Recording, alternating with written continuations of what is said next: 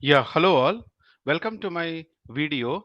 In this particular video, I actually thought to share my real-time experiential insights pertaining to some of the tips for actually handling agile interviews, right? So when you actually apply for multiple jobs like a Scrum Master, Senior Scrum Master, RTE, Team Level Agile Coach, Enterprise Agile Coach, Product Owner, product manager, project manager, program manager, portfolio manager, whatever it is in the agile world of existence.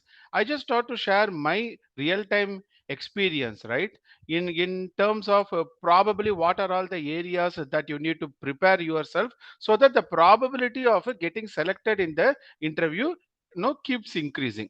Okay, so let me go ahead and then walk through you one of my linkedin article one of my LinkedIn article which I have written in the recent past. Okay, so if you click on this link. Okay, so here I have actually shared my 15 points to help you succeed in a job interviews. Okay, because I have been part of the interview panel for multiple agile roles for the past 8 to 9 years, and so to a considerable extent, I do understand what will be the pulse of the interviewer and what will be the pulse of the candidates who are actually applying for the job. So with that frame of mind, from that particular perspective, let me actually walk you through this particular article, and then I will toggle back to a couple of more articles. Okay, so first thing is that, right, so whenever we are actually preparing for any kind of a interview, right, be it like a project manager, a delivery manager, program manager, agile coach, any kind of a role, failing to prepare is actually preparing to fail. Means we ideally need to get the JD from the recruiter, or from the talent acquisition team, and then make sure that your resume is actually aligning with the JD. Okay, by the way, I'm not saying people to just copy paste the JD into the resume, but then understand the essence of the JD, and then try to customize your resume, and also align yourself better for the interview, because only customizing the resume will just ensure that you are actually going to get a call letter from for call no the call letter for the interview, but then you still need to get selected, right? And then no one more point is, like, it is not just about getting an offer letter, right? So what are you going to do with an offer letter when you actually struggle to deliver value in a real time project? So you may need to holistically prepare, right? So make sure that your resume, JD, and your preparation is being aligned towards the common goal of clearing the interview. Now, probably you can no probably you can take the help of a mentor, or a coach you have been already over there, so that they may help you better to fine tune your preparation. Okay, now the second thing, no, as obvious, right? When you are actually going to apply for any company for that matter, you still need to know the basic details about the company. What is the vision of the company? What are their products and services? What is their unique selling proposition? All those aspects, right? And then if you know the full name of the interviewer, probably you can probably you can go through the LinkedIn profile of the interviewer, just to understand, okay, this particular interviewer had actually came from this particular background, right? From that perspective. Now the third point what actually comes to my mind is, you may need to practice a lot. And one of the way to practice a lot and prepare better for the interview is to start taking mock interview with your friends, or with your peer network, or some person who is trustworthy enough and also has the capability on that particular subject, right? So you can start taking a mock interview. Similarly, whenever your friend or a peer or a colleague is actually preparing for an interview, probably you can be the interviewer, and then no exchange the roles, and then help each other.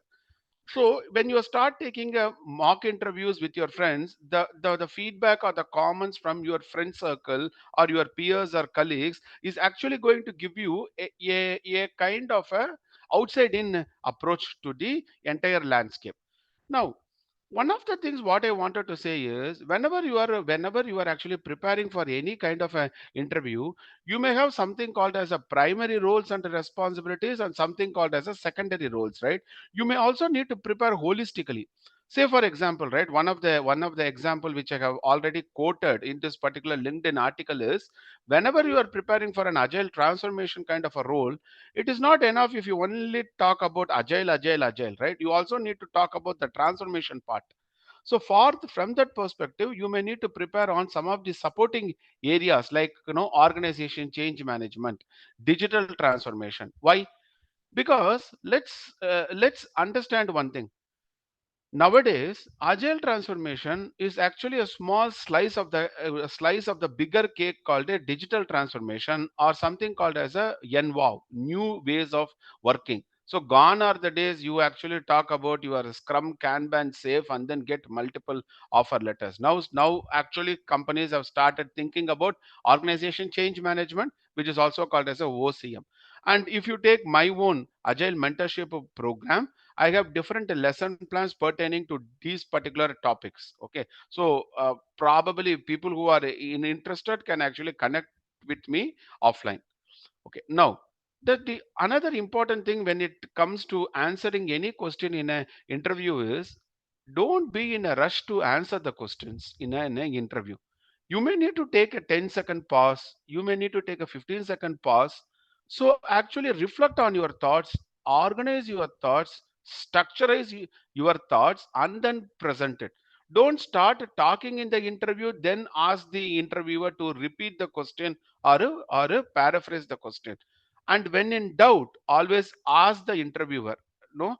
So I have seen, some of the candidates, right, when I take a interview, they will be just waiting for me to complete the line. As soon as I complete it, they will rush into bombarding me with answers. That's not the way.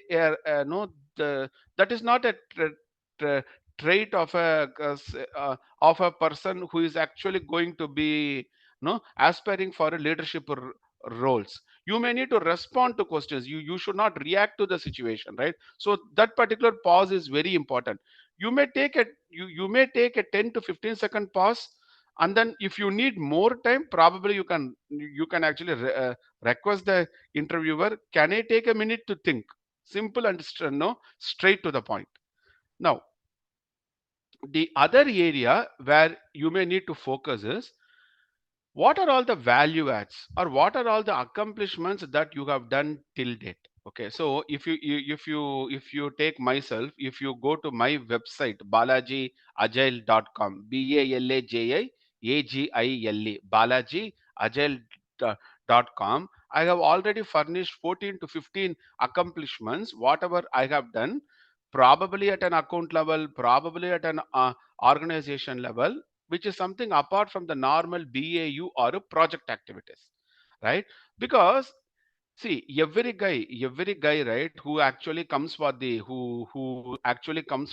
interview will be talking about velocity, burn down chart, burn up chart, cumulative flow diagram. That guy would have completed some certification in Safe Agilist, ICP, ACC. All these things are okay, but the point what I'm trying to say is, BAU inputs will actually give you only BAU outputs, right? Business as usual. So if you are talking only about a theoretical knowledge or a kind of a certification knowledge, or what you have watched from some Google portal or YouTube video, or from your chat GPT, probably a skillful and an experienced interviewer can easily find it out within the first 5 minutes of your conversation. Because if you have really been there and then done it, the way you position your answer will be at an elevated platform. The the the, the tonality and the way you present yourself will actually carry a credibility, right? However, if you have not done it, probably you may need to talk to people who have already done it, and then try to really understand what are all the value adds, what are all the key accomplishments that one can do apart from the day to day project activities, right?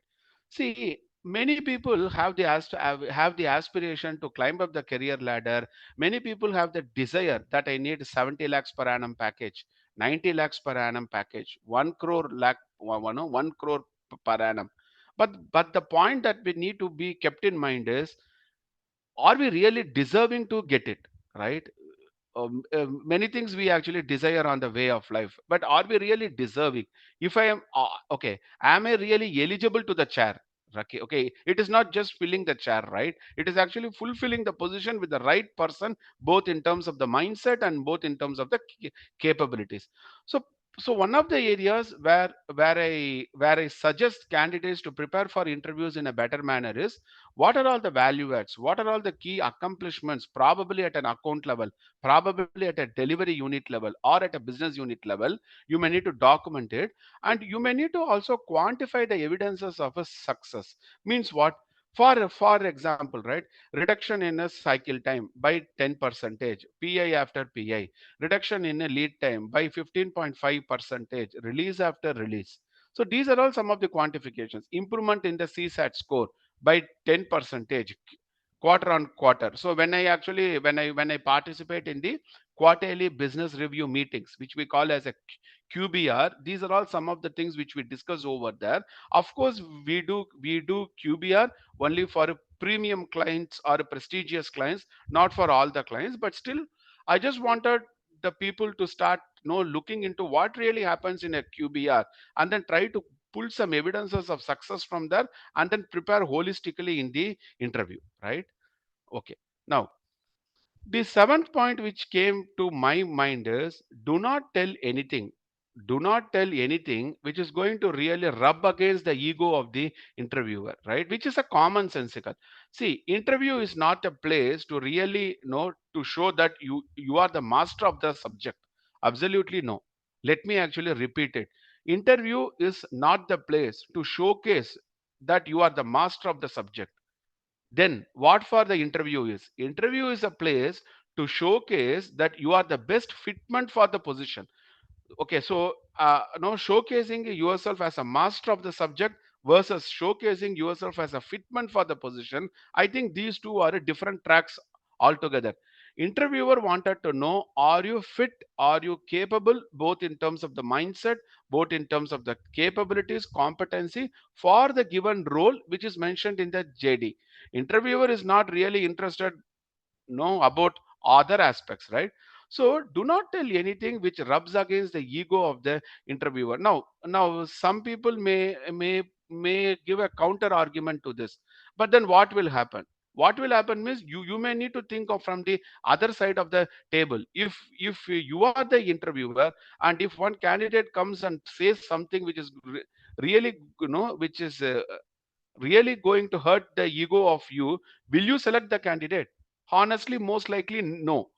So the same thing applies on to the other side of the table too. Okay. So hope you got the point. So I'm not going to precipitate it further. Okay. Now let's go to the eighth point.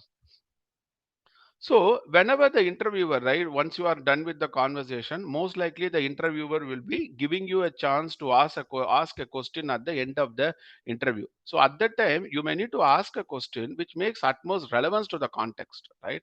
So see, I cannot tell you what exact question you may need to ask. You may still need to do the homework. Okay. In this particular YouTube video, I can give you some exposure on the parent notes of the tree. I cannot sit with you and then deep dive till the child node of the tree, but ask some questions which has a profound impact to the context. Okay. Of course, in my Agile Mentorship Program, for those people who are part of my mentorship program, I actually coach them, mentor them, guide them with real-time templates, real-time mentoring sessions, and then I do a mock interview for them, and then I share the feedback. I also create a cover letter, resume, everything for them, and then gear up them really well for the interview. Okay. But in this particular video, as a social media, on the social media platform, I cannot keep diving down into the leaf node of the tree for all obvious reasons. Okay. Now, one more thing which you may need to keep in mind is, don't say anything which contradicts the points which you have already mentioned, right? Say, okay, say for a example, right, somewhere you might have told that, okay, I have been doing agile transformation for blah blah blah for these many years, blah blah blah, something like that. You should not tell some in some other place saying that, okay, recently I have been into agile transformation, or recently I have been into creating a transition plan for agile, something like that. So okay, hope you got the point. So don't tell anything which contradicts the points which you have already mentioned, so that no, it will create because your entire credibility will then actually come down in the interview. Now, one more thing which I like to share is, whenever an interviewer is asking you, okay, how will you implement safe? I'm just giving an example, okay, or how will you implement Kanban? You should not tell answers in a generic manner. You should really pull out some answers from your real time project experience, from your real time engagement experience, and then that particular dots need to be connected. Okay, so you need to tell your version of the experience, not just the no, not just on a superficial level. Okay, so actually, because the interviewer is not really interested in actually getting to know generic answers from you, right? See, for example, right, when I was actually taking an interview, one of the lady, and she is a scaled program consultant. She was actually doing lot of, she had already completed lot of certifications. I just asked a simple question, okay, how is that you have facilitated a PI planning, which is a concept in the safe world. She was just saying in a very theoretical manner that particular diagram which is shown in the website. See, I'm not interested to know what is there in the website. I wanted to know what you did with what you have, right? What you have is something different from what you do with what you have. I am more interested in what she did in that entire landscape. I am not interested to know how PA planning will be done. What is your part or contribution in that particular ceremony or a cadence, right? So you need to tell your version of the experience in the interview. Then probably you may need to talk about challenges at an appropriate level. For example, right, when someone is okay, so when I take an interview for a enterprise agile coach role, one of the question which I ask the candidate is, okay, so how will you do dynamic budgeting, probably at a portfolio level, right? Because t- typically budgeting happens only at a portfolio level. So I actually ask the candidate, okay, how is that you have done the dynamic budgeting typically at a portfolio level, let's say using a tool called the target process. Let's say, now let me slightly rephrase the context. Now let's say I'm actually asking the candidate, okay, can you tell me some challenge at a portfolio level or some challenge at a leadership level wherein you have done some kind of a challenges pertaining to budgeting. Let's say the question is this. At the time the candidate should not tell, hey, I have a challenge in terms of Jira plugin, I have a challenge in terms of creating a Jira custom report or a dashboard, like I have a challenge in terms of my product owner is not attending my ceremonies, my scrum master is keep on chasing one guy, but one guy in the team is not attending the refinement session, one guy is not coming for the daily stand up meeting. These are all the challenges at a team level. So you need to talk about challenges at an appropriate level.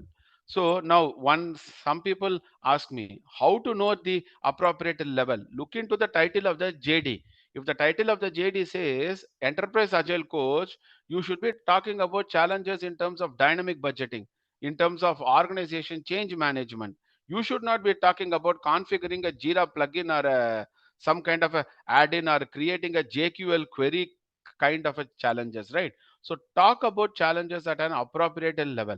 Now, one more important thing is, as soon as the interview has been completed, I have the habit of documenting the entire flow of conversation, so that I will do a self introspection, or I will try to do a reflective retrospective in terms of how to improve continuously, right? Then keep attending the meetups, both in person and virtual meetups, conferences, webinars, seminars, so that you get a good amount of networking also, and you will start creating perspectives, multiple perspectives from so many people on the same topic. Now The 14th point is very, very important point. Start looking into the principles behind the practices, right? See, for example, right, if you're taking Agile has some 12 principles which you all know. Similarly, if you're taking SAFe as a framework, SAFe has its own principles. Now, if I'm going to build a enterprise level customized framework, in most of the cases, I have taken the principles of SAFe. Wow, okay, what are the principles of SAFe? So probably you may need to have a system demo. You may need to have an incremented demo, and probably you may need to take a variability in your agile. For example, you may need to factor the intentional architecture versus an emergent design pattern. So probably you may need to take a set based approach rather than a point based solution at the be- beginning, right? And continuously you may need to do an inspect and adapt. So these are all some of the elements, these are all some of the principles behind the practices. So when you're taking a very good grip on the principles behind the practices, you can just go to the website and then start reading that safe principles. Okay, I'm not going to tell it one by one here. The point what I'm trying to say is look into the principles, understand the principles, assimilate the principles, and then you may need to do a thinking now. Okay, I understood the principles. Now how I can create my own framework, how I can create my own enablers, my own accelerators, my own solutions. Believe me, that one trait will enable you to climb up the career ladder.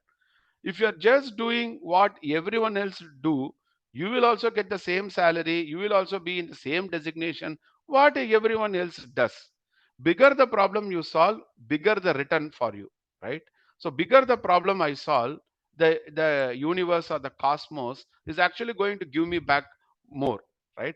So the point what I'm trying to say is start looking into the principles behind the practices so that you take your capability to altogether to your next level, right? That is a very important point.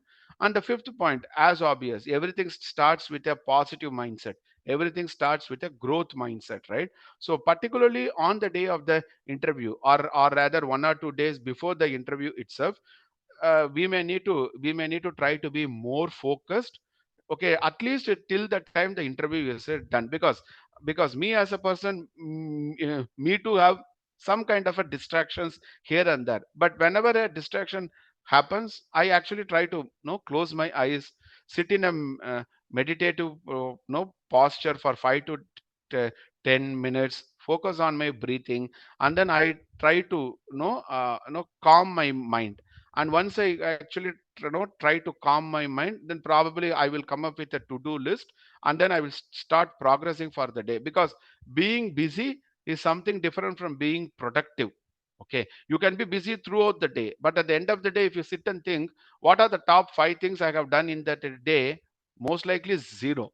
So being busy is something different from being productive, right? As much as being efficient is something different from being effective. Effectiveness is something different, efficiency is something different. So when I'm going to upload this particular video, I'm actually going to share the link of this particular YouTube, okay, link of this particular LinkedIn article in the description and in the comment section of the YouTube video. You can just go through it and then align yourself in a better manner. Hope to see you in some other video soon. Okay, cheers, bye.